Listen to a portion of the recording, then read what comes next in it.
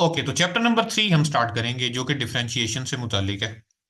तो Aldous calculus में भी हम इसको बड़ी डिटेल में देखेंगे, लेकिन जिस हद तक इस लेवल पर ये दिया गया है वो भी हम डिस्कस करने वाले हैं।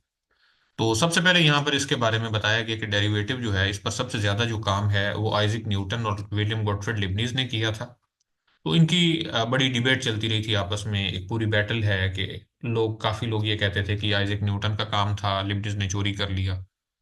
तो अब ये पता चला है काफी रिसर्च के बाद, अब इस कंक्लूजन पर मैथमेटिशियंस पहुंचे हैं कि ये लिबनीज और न्यूटन ने ठीक है, एक ही टाइम ड्यूरेशन में एक ही वक्त में ये चीजें दरियाफ्त कर ली थी, मतलब बना ली थी। लेकिन ये इन दोनों का ये इंडिपेंडेंट काम था, किसी का एक दूसरे पर डिपेंड नहीं कर रहा था। जैसे इनकी नोटेशंस भी डिफरेंट थी, लेकिन काम एक ही था। जो जैसे दो मैथमेटिशियन सेम टाइम ड्यूरेशन में एक ही प्रॉब्लम को डिस्कस कर रहे हों तो उनका हो सकता है वो दोनों सॉल्यूशन निकाल लें। तो कुछ ऐसा ही इन दोनों के दरमियान भी हुआ था। खैर, डेरिवेटिव क्या है? तो उसको समझने के लिए पहले हमें देखना होगा कि डिपेंडेंट वेरिएबल और इंडिपेंडेंट वेरिएबल से क्या मुराद होता है।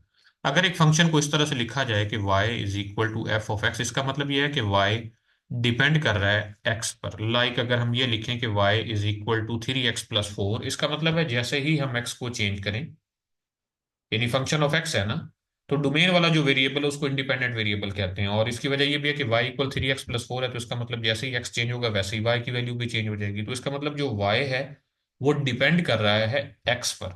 सो y को एज अ डिपेंडेंट वेरिएबल और x को हम एज अ इंडिपेंडेंट वेरिएबल लेकर चलेंगे। तो जैसा कि अभी मैंने कहा कि इंडिपेंडेंट वेरिएबल में थोड़ी सी चेंज करने से डिपेंडेंट वेरिएबल में भी चेंज आ जाती है। तो यहाँ पर देखिए, अगर हमारे पास फंक्शन हो y equal F of x और हम इस x में थोड़ी सी चेंज ले आए, मतलब x को अगर हम x प्लस डेल्टा एक्स कर लें तो y में भी थोड़ी सी चेंज आ जाएगी। यानी y, पहले y है तो y से y प्लस डेल्टा y बन सकता है। मैं ये लिख रहा हूं ना कि y is equal to f of x है। तो जैसे ही हम x में चेंज करते हैं, x अगर चेंज होकर बन जाए x प्लस डेल्टा एक्स, तो ये जो y है इसमें भी चेंज हो जाएगी, तो y से बन जाएगा y प्लस डेल्टा वाई। तो यहां से हम लिख सकते हैं delta y is equal to f of x plus delta x and minus F of x. तो यानी y, यानी y को राइट साइड पर ले गए ना, तो y एफ ऑफ एक्स के इक्वल है, तो इसलिए हम लिख सकते हैं delta y is equal to f of x plus delta x minus F of x. तो और अगर हमारे पास वो जो चेंज है वो नेगेटिव साइड पर हो, यानी पहले हमारे पास क्या है, वो इंक्रीमेंट था, डेल्टा वाई पॉजिटिव था, और अगर वो डिक्रीमेंटेड हो तो उस सूरत में हम लिखेंगे delta Y equal F of x minus F of x minus delta x. अगर मैं थोड़ा सा ग्राफ की मदद से आपको इसे समझाऊं तो मेरा ख्याल है थोड़ी आसानी हो जाएगी। ये हमारे पास एक्स एक्सिस है, ये वाई एक्सिस है। यहाँ पर मैं एक फंक्शन का ग्राफ बना देता हूँ। इस तरह का ग्राफ है। ओके, तो अगर मैं यहाँ पर लूँ एक्स और यहाँ पर इसमें चेंज करके ले जाऊं x प्लस डेल्टा एक्स, तो ये जो वैल्यू है, ये जो हाइट है इसकी, ये वाली हाइट जो कि फंक्शन f ऑफ x है, तो यहाँ पर इसकी x पर जो हाइट है वो होगी f ऑफ x, और x प्लस डेल्टा एक्स पर जो हाइट है वो होगी x plus F of x plus delta x. तो जो इंक्रीमेंट है y में, इसका मतलब यहाँ से यहाँ पर टोटल पहले y था, और यहां से ऊपर जाते हुए यहां पर हम पहुंच चुके हैं y प्लस डेल्टा वाई पर। तो ये जो इन दोनों के दरमियान गैप आ रहा है, ये गैप जो है ये डेल्टा वाई कहलाएगा। तो ये डेल्टा वाई आप देख सकते हैं कि this is commonly the difference of F of x plus delta x minus F of x, यानी इन दो हाइट्स का जो डिफरेंस है वो हमारे पास क्या बनेगा, डेल्टा वाई। सो इसीलिए लिखा गया कि delta y is equal to f of x plus delta x minus F of x. तो इस केस में आप देखें कि ये कुछ ऊपर गया था x प्लस डेल्टा एक्स, लेकिन अगर कुछ नीचे चला जाए तो उस सूरत में ये भी हम लिख सकते हैं f of x minus F of x minus delta x. जैसे इसमें देखें, इंक्रीमेंट फाइंड करने के लिए कहा गया कि y अगर इक्वल हो एक्स क्यूब प्लस वन, और अगर x की वैल्यूज चेंज हो 1 से 1.01 पर, इसका मतलब y में x में चेंज कहाँ से कहाँ तक जाएगी, 1 से 1.01 पर, तो डेल्टा एक्स इक्वल होगा 1.01 minus one, that is equal to 0.01। तो हमें क्या फाइंड करना है, डेल्टा वाई। तो इसी में आप चेंज कर लें, यानी आपको वो फार्मूले याद करने की जरूरत ही नहीं है। आप यहां से लिखें y plus delta y that is equal to f of x plus delta x.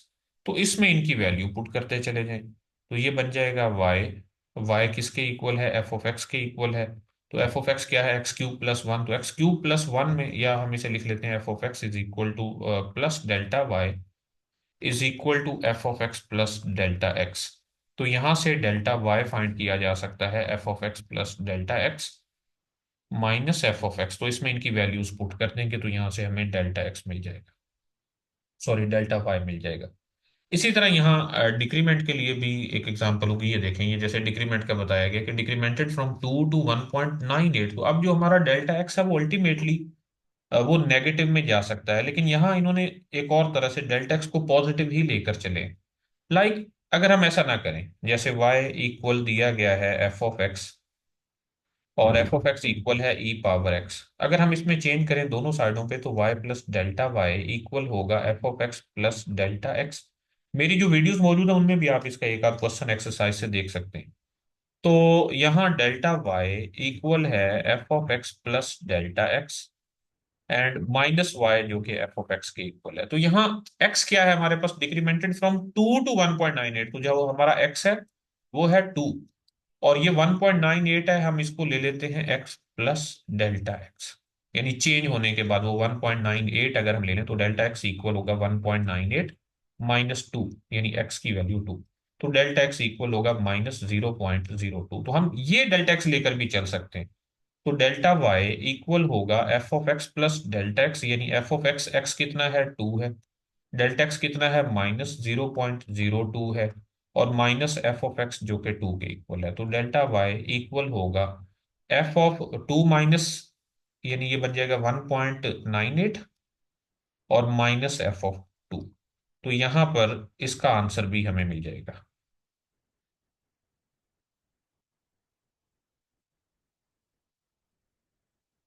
Okay. तो इसी तरह concept of rate of change, यानी अगर डिपेंड, यानी रेट ऑफ चेंज, हम इंस्टेंटेनियस रेट ऑफ चेंज की बात करें, अगर हम एवरेज रेट ऑफ चेंज की बात करें तो change in dependent variable divided by change in independent variable. लेकिन अगर हम इंस्टेंटेनियस की बात करें, डेल्टा एक्स जीरो को अप्रोच कर जाए तो फिर ये जो चेंज है ये डेरिवेटिव कहलाता है। लाइक अगर आप इसमें देखें तो हमसे एवरेज रेट ऑफ चेंज के बारे में डिमांड किया गया है, तो एवरेज चेंज के लिए यहाँ से हमें डेल्टा एक्स मिलेगा इन दोनों में, यानी एक्स में जो चेंज है, यहां से हमें y प्लस डेल्टा वाई मिल जाएगा। तो change in y divided by change in x करने से हमें यहाँ पर एवरेज रेट ऑफ चेंज मिल जाएगा।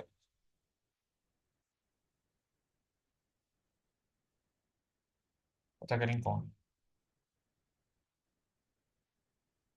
ओके, अब हम बात करते हैं डेरिवेटिव की, जो कि हमारा मेन टॉपिक है। लाइक अगर हमारे पास y इक्वल हो एफ ऑफ एक्स, तो यहां से ये जो लिमिट है, limit delta x approach to zero, f of x plus delta x minus F of x whole divided by delta x, अगर ये लिमिट एग्जिस्ट करे तो इसको डेरिवेटिव बोलते हैं, और इसे यूं मेंशन किया जाता है एफ प्राइम एट एक्स। यहाँ प्राइम गलत नहीं लिखा हुआ था।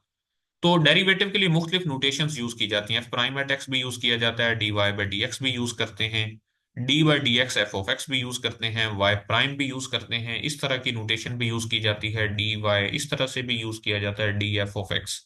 तो डिफरेंट नोटेशंस हैं डेरिवेटिव के लिए, लेकिन मोस्ट कॉमन जो नोटेशन है वो प्राइम नोटेशन है, f prime at x. Okay. और ये लिबनिज ने नोटेशन यूज की थी d y by d x वाली। अब ये फाइंड करने का तरीका कार क्या है, तो बड़ा सिंपल है। आप ऐसा करें पहले, यानी किसी पर्टिकुलर पॉइंट पर फाइंड करना हो तो फिर ये आप यूज कर सकते हैं, F derivative at X equal F of x minus F of A divided by X minus A.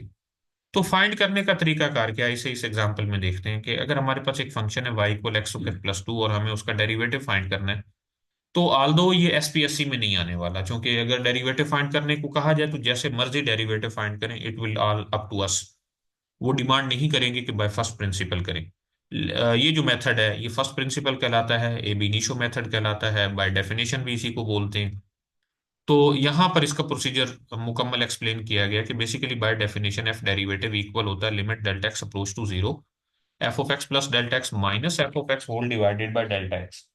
तो यहाँ पर पहले f of x plus delta x, f of x और डेल्टा एक्स की वैल्यूज फाइंड करके इसमें पुट की गई है, और फिर उसमें उसकी लिमिट ली गई है।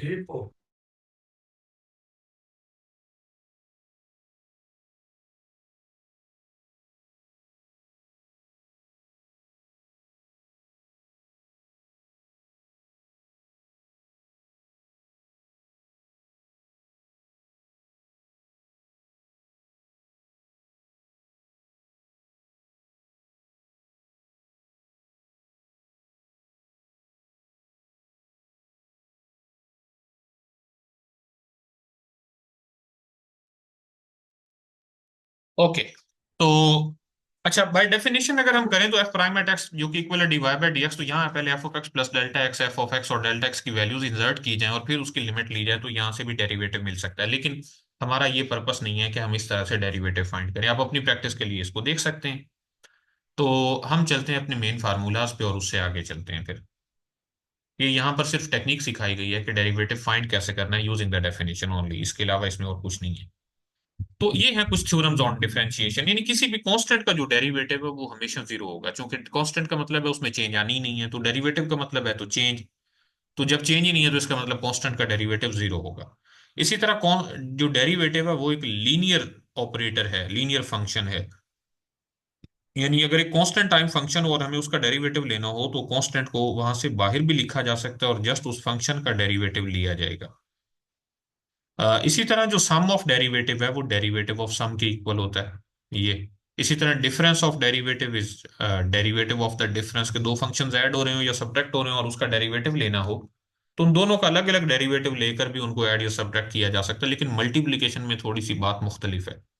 अगर दो फंक्शंस हैं एफ और जी, वो मल्टीप्लाई हो रहे हैं और उनका डेरिवेटिव लेना है, तो उसके लिए रूल यह है कि पहले फंक्शन को सेम रहने दें और दूसरे का डेरिवेटिव ले लें, प्लस फिर यही तरतीब उल्टा दें कि दूसरा फंक्शन सेम रहने दें और पहले का डेरिवेटिव ले लें। तो इस तरह से ये रूल प्रोडक्ट रूल कहलाता है। और फिर एक कोशेंट रूल है। कोशेंट रूल क्या है कि अगर आपके पास दो फंक्शन हैं, एक फंक्शन न्यूमरेटर में है एक फंक्शन डिनोमिनेटर में, और आपको उसका डेरिवेटिव लेना है, तो आप ऐसा करें कि न्यूमरेटर डिनोमिनेटर वाला फंक्शन लिखें, न्यूमरेटर वाले फंक्शन का डेरिवेटिव लें, माइनस ऊपर वाले फंक्शन को लिखें और नीचे वाले फंक्शन का डेरिवेटिव लें एंड होल डिवाइडेड बाय नीचे वाले फंक्शन का स्क्वायर बना दें। तो ये कोशेंट रूल कहलाता है। I hope you are familiar with this one. और एक्स पावर एन का जो डेरिवेटिव है वो इक्वल होता है n x power n minus one for all real x. Okay. तो इस तरह से तमाम पोलिनोमियल्स के डेरिवेटिव भी फाइंड किए जा सकते हैं। अब देखिए यहाँ पर अगर दो फंक्शन है उनके प्रोडक्ट का डेरिवेटिव लेना है, तो यहाँ क्या किया जाएगा, पहला फंक्शन सेम रहने देंगे, दूसरे का डेरिवेटिव लेंगे, फिर प्लस दूसरा सेम और पहले का डेरिवेटिव लेकर इसको सॉल्व किया जा सकता है। तो मैं इसको थोड़ा इसलिए स्किप कर रहा हूँ कि ये सिंपल डेरिवेटिव हैं, तो आप इससे फेमिलियर हैं, अगर फिर भी कोई इशू हो तो आप मुझसे पूछ सकते हैं। अच्छा, ये देखिए, ये एक बड़ा इंटरेस्टिंग रिजल्ट है कि the derivative of an even function is always an odd function and vice versa. यानी अगर आपके पास एक इवन फंक्शन है तो जो उसका डेरिवेटिव होगा वो एक ऑड फंक्शन होगा, और अगर ऑड फंक्शन का डेरिवेटिव लिया जाए तो वो हमेशा एक इवन फंक्शन होगा। इसकी एक सिंपल सी एग्जांपल आप ये देख सकते हैं कि साइन एक्स जो है ये ऑड फंक्शन है और अगर हम इसका डेरिवेटिव लें तो ये कॉज एक्स के इक्वल होता है, यानी इवन फंक्शन है। और अगर cos x का डेरिवेटिव लें, cos x एक इवन फंक्शन है और इसका जो डेरिवेटिव है वो नेगेटिव साइन x है, और नेगेटिव साइन x जो है ये ऑड फंक्शन है। तो यहीं से भी हम ये देख सकते हैं अपनी समझने के लिए कि इवन फंक्शन का डेरिवेटिव ऑड होता है और ऑड फंक्शन का डेरिवेटिव इवन होता है, और ये इसका प्रूफ भी किया गया है।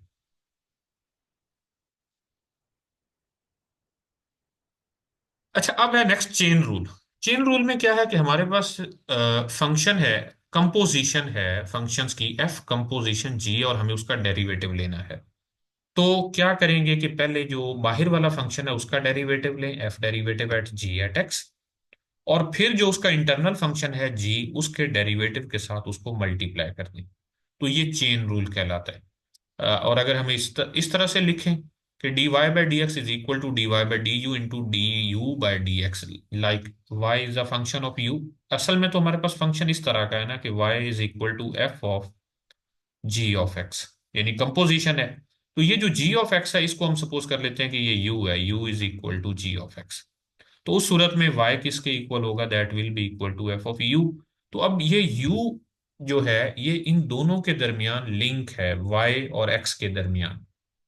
तो इसलिए यहाँ y का डेरिवेटिव हम ले सकते हैं विद रिस्पेक्ट टू u, और u का डेरिवेटिव ले सकते हैं विद रिस्पेक्ट टू x। लेकिन हमें तो चाहिए derivative of y with respect to x, तो वो इक्वल होगा first derivative of y with respect to u and then derivative of u with respect to x। तो ये चेन रूल कहलाता है इस तरह से। ओके, इसकी एग्जांपल्स आपने करनी है, ऐसा नहीं है कि इसको यहीं छोड़ दिए। कि d y by d x ये इक्वल होता है 1/dx/dy, कि अगर आपके पास एक फंक्शन है वाई और एक्स उसमें इन्वॉल्व है, आप उसका derivative with respect to Y का derivative with respect to X लेते हैं पहले, और फिर एक्स का derivative with respect to Y लेते हैं, तो उनके दरमियान ये ताल्लुक बनता है कि these are reciprocal of each of other. यानी आप ये कह सकते हैं कि derivative of y with respect to x, और उसी में अगर आप derivative of x with respect to y लें, तो ये 1 के इक्वल होता है। इसीलिए हम यहाँ से dx/dx को आमतौर पर काट देते हैं। ये चेन रूल भी हम बच्चों को समझाने के लिए यही बताते हैं कि ये जो है ना dy/du और du/dx, तो यहाँ से du कैंसिल हो गया, तो इसलिए यहाँ बच गया dy/dx, तो उसकी वजह यही है।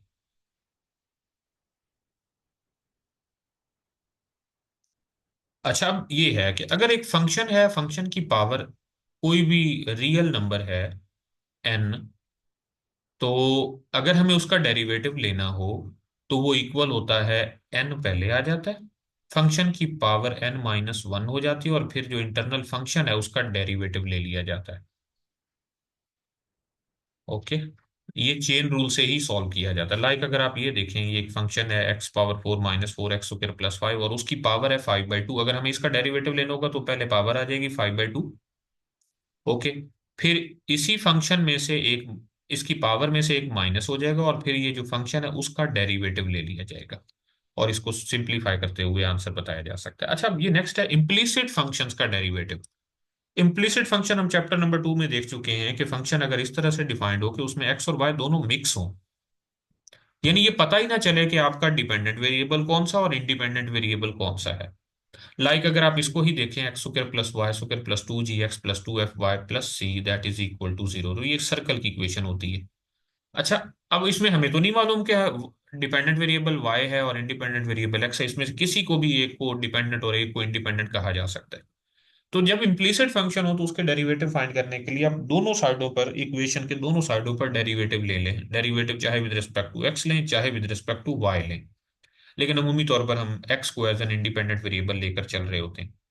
तो जब हम दोनों साइडों पर डेरिवेटिव लेंगे, साइड पर डेरिवेटिव के रूल यूज करते हुए, उसमें dy/dx वाली टर्म्स इन्वॉल्व हो जाएंगी, तो वहां से तमाम टर्म्स इकट्ठी कर लें जिनके साथ dy/dx है, और उसके साथ जो भी नंबर है, या जो भी वेरिएबल, जो भी फंक्शंस इन्वॉल्व हैं, उनको दूसरी साइड पर डिवाइड कर दें।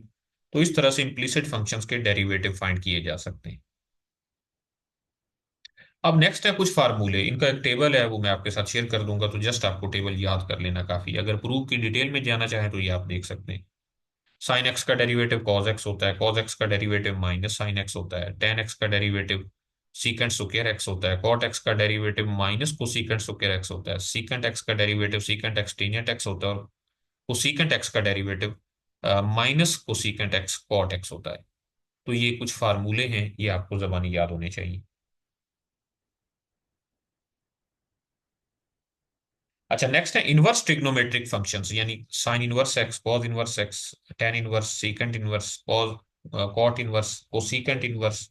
तो इनके डेरिवेटिव भी आपको मालूम होने चाहिए। तो ये जस्ट चौके फार्मूले ही हैं, इसलिए मैं इनकी ज्यादा डिटेल में नहीं जा रहा।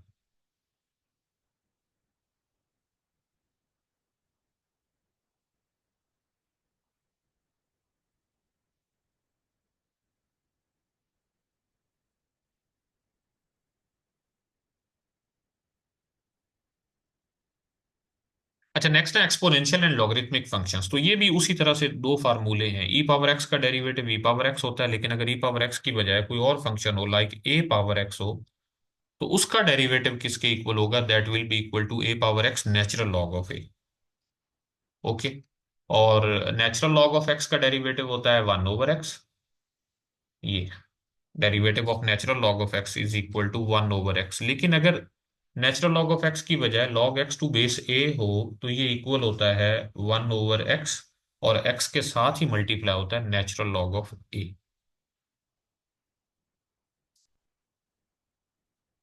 और अगर इसमें एक्स की जगह कोई फंक्शन इन्वॉल्व हो, तो उस फंक्शन का डेरिवेटिव फर्दर मल्टीप्लाई होता है। तो ये जस्ट कुछ प्रैक्टिस है कि आप इनके डेरिवेटिव लेने की कोशिश करें। कुछ क्वेश्चंस लाजमी सॉल्व कीजिएगा जो डेरिवेटिव से मुतल्लिक है। इसी तरह फिर ये भी फार्मूले हैं कि हाइपरबोलिक फंक्शन का डेरिवेटिव किस तरह से है, ये इसका प्रूव किया गया है। तो sine hyperbolic x, cos hyperbolic x, cosecant hyperbolic x, secant hyperbolic x, cot hyperbolic x. तो इन तमाम के डेरिवेटिव के लिए ये एक टेबल दिया गया है, ये आपने याद रखना है। अच्छा, इसको याद करना इसलिए भी आसान है कि इसमें फार्मूले तकरीबन उसी तरह से चलते हैं जैसे ट्रिग्नोमेट्रिक वाले, लेकिन नेगेटिव सिर्फ यहाँ पर उनके साथ है जो रेसिप्रोकल फंक्शंस हैं, यानी साइन, कॉज और टेन, ये पॉजिटिव होंगे डेरिवेटिव में। जबकि जो उनके रेसिप्रोकल हैं, कोसिकेंट, सीकेंट और कॉट, उनके डेरिवेटिव्स में नेगेटिव इन्वॉल्व होगा। आप देख सकते हैं कि ये कोसिकेंट हाइपरबोलिक एक्स के डेरिवेटिव में नेगेटिव है, सीकेंट हाइपरबोलिक एक्स के डेरिवेटिव में नेगेटिव है, और कॉट हाइपरबोलिक एक्स के डेरिवेटिव में नेगेटिव है। इसी तरह जो ट्रिग्नोमेट्रिक फंक्शंस हैं उनमें जो सी से स्टार्ट होते हैं उनके डेरिवेटिव में नेगेटिव है, बाकी सारे पॉजिटिव होते हैं। तो इसी तरह इनवर्स हाइपरबोलिक फंक्शंस हैं, तो आप ऐसा करें, इसका एक छोटा सा टेबल बना लें। मैं भी शेयर कर दूंगा, खुद बना लें तो भी ठीक है, कि आपको ये जस्ट फार्मूले याद होने चाहिए और इनको अप्लाई करना आना चाहिए।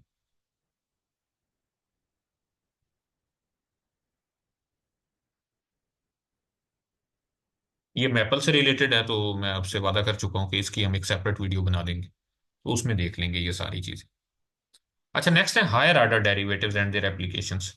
कि अगर आप डेरिवेटिव एक से ज्यादा लेना शुरू कर देते हैं तो वो हायर डेरिवेटिव बन जाएंगे। लाइक अगर आप फर्स्ट डेरिवेटिव का दोबारा से डेरिवेटिव ले लेते हैं तो वो सेकंड डेरिवेटिव कहलाएगा। सेकंड डेरिवेटिव का दोबारा से डेरिवेटिव लेंगे तो वो थर्ड डेरिवेटिव होगा। इस तरह से ज्यादा डेरिवेटिव्स भी लिए जा सकते हैं। लाइक आप ये देखें, इसमें हमें कहा गया है कि find the first, second and third order derivatives. ये y है, पहले आप उसका dy by d x find करें, फिर से डेरिवेटिव लें तो वो d2y बाई डी एक्स होकर, यानी सेकंड ऑर्डर डेरिवेटिव। और फिर से डेरिवेटिव लें इसका तो वो थर्ड ऑर्डर डेरिवेटिव बन जाएगा। इसी तरह से हायर ऑर्डर डेरिवेटिव्स की बात की जा सकती है। अच्छा, ये इसमें देखें, ये एक इंटरेस्टिंग एग्जांपल हो सकती है कि एफ ऑफ एक्स है 2/1 - x, और कहा गया कि इसका nth डेरिवेटिव लें। अब n स्पेसिफाई नहीं किया गया, तो हमें कोई इनमें पैटर्न ढूंढना होगा कि किस पैटर्न में इनके डेरिवेटिव्स आगे चल रहे हैं। तो आप देखें, ये है 2/1 - x, इसको हम लिख सकते हैं 2 × 1 - x⁻−1। अगर हम इसका फर्स्ट डेरिवेटिव लें तो 2 × -1, 1 - x की पावर, पहले -1 है, एक और कम हो जाएगी, और फिर इस 1 - x का डेरिवेटिव आ जाएगा -1। तो ये बन गया 2 × 1 फैक्टोरियल, 1 - x⁻²। ओके। जब सेकंड डेरिवेटिव लेंगे तो ये बन जाएगा 2 × 2 फैक्टोरियल और 1 - x⁻³ इसी तरह थर्ड डेरिवेटिव देखें, 2 × 3 फैक्टोरियल, यानी जो डेरिवेटिव है वही फैक्टोरियल, और 1 - x की पावर माइनस और एक ज्यादा, क्योंकि अगर आप देखें फर्स्ट डेरिवेटिव है तो x की पावर में -2 है, डबल डेरिवेटिव है तो पावर में -3 है, थर्ड डेरिवेटिव है तो पावर में -4 है, फोर्थ डेरिवेटिव है तो पावर में -5 है। तो अल्टीमेटली जो हमारा nth डेरिवेटिव होगा वहां पावर में माइनस के साथ n+1 होगा। अच्छा, टू सबके साथ आ रहा है। अब फर्स्ट डेरिवेटिव है तो 1 फैक्टोरियल है, सेकंड डेरिवेटिव है तो 2 फैक्टोरियल, थर्ड डेरिवेटिव में 3 फैक्टोरियल, फोर्थ डेरिवेटिव में 4 फैक्टोरियल। तो अल्टीमेटली nth डेरिवेटिव में n फैक्टोरियल इन्वॉल्व हो। तो इस तरह बाज फंक्शंस के जनरलाइज्ड ऑर्डर डेरिवेटिव भी डिस्कस किए जा सकते हैं।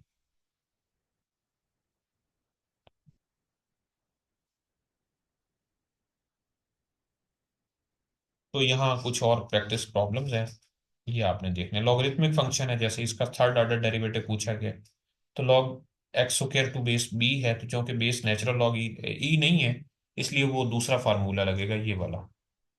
तो इसके लिए पहले फर्स्ट डेरिवेटिव ले लें, फिर उसका सेकंड डेरिवेटिव यानी दोबारा से डेरिवेटिव, और फिर थर्ड में भी उसका दोबारा से डेरिवेटिव लेने के लिए कहा गया। अच्छा, अब इम्प्लिसिट फंक्शंस हैं तो उनका सेकंड ऑर्डर डेरिवेटिव कैसे लिया जाए। लाइक ये है ना, x dy/dx प्लस x-2y = 0, -1 = 0। तो इसमें जब आप एक मरतबा पहले dy/dx फाइंड कर लेंगे और जब दोबारा d2y/dx² की बात करेंगे तो उसमें पहले वाला डेरिवेटिव भी शामिल होगा। लाइक अगर आप ये देखें, आप डबल डेरिवेटिव फाइंड कर रहे हैं तो वो इक्वल है -x-2, और y डेरिवेटिव भी इसमें शामिल है, यानी फर्स्ट डेरिवेटिव उसमें इन्वॉल्व होगा, तो फर्स्ट डेरिवेटिव वाली वैल्यू इसमें पुट कर देंगे और फिर सिंप्लीफाई करने से हमें इसका आंसर मिल जाता है। सिमिलरली ट्रिग्नोमेट्रिक फंक्शंस हैं, इनवर्स ट्रिग्नोमेट्रिक फंक्शंस हैं, तो उनके भी फर्स्ट डेरिवेटिव फाइंड करें और फिर उनके हायर डेरिवेटिव की बात की जा सकती है। तो these are just practice problems, तो इसलिए मैं आज जरा स्पीडी आगे चल रहा हूँ। अच्छा, नेक्स्ट है मैक्लॉरेन सीरीज एंड टेलर्स एक्सपेंशंस। तो इसके जस्ट दो फार्मूले हैं कि अगर आप इस तरह से फंक्शन पे इवेलुएट करें कि f of x is equal to f of 0 plus f derivative at 0 x plus f double derivative at zero x square divided by two factorial and so on. तो ये इसकी मैक्लॉरन सीरीज फंक्शन की कहलाती है। और अगर हम किसी पर्टिकुलर नंबर ए पर ले लें उसके डेरिवेटिव्स और उसकी वैल्यूज, और उसको सीरीज की फॉर्म में इस तरह से लिखें, तो ये उसकी टेलर सीरीज एक्सपेंशन कहलाती है। तो यहाँ चंद एक प्रॉब्लम्स हैं जो आपने करने हैं कि इसमें फंक्शंस की टेलर सीरीज और मैक्लॉरन सीरीज एक्सपेंशन आपको मालूम होनी चाहिए, और ये इंपॉर्टेंट भी है। बल्कि कुछ फंक्शंस की तो आपको जबानी याद होनी चाहिए, जैसे sine x, cos x, ten x, E power x, natural log of x, one over one minus x, one over x minus one, one over one minus x square. तो इस तरह के कुछ जो फंक्शंस हैं, टेन एक्स, इनकी Taylor series और मैक्लॉरन series आपको जबानी पता होनी चाहिए।